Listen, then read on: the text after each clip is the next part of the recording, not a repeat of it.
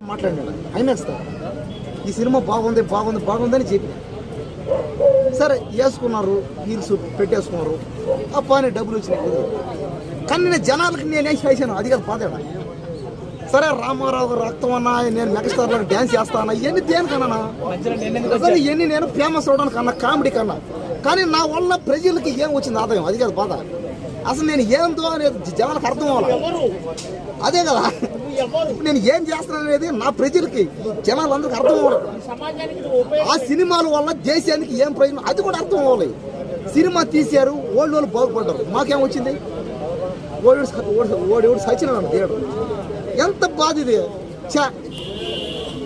ఏందన్నా ఇది ఎందుకు పోయావన్నా నువ్వు థియేటర్కి నాకు ఎంత బాధ వేస్తుంది ఇక్కడ చూడు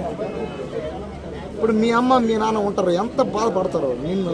నమ్ముకున్న ఫ్యామిలీ ఉంటుంది ఎంత బాధ వేస్తుందంటే నిజంగా ఏడ్చేది కాదు అంటే నీకు అది కామెడీ అయిపోయింది అంటే సచ్చినా కూడా ఎవరైనా కామెడీ అతనికి ఎందుకంటే 10 మంది చస్తే అతను హ్యాపీ ఫీల్ అవుతాడు నేను అట్ట కాదు ఎవరికైనా చిన్న సమస్య వచ్చినా కూడా బాధపడతాను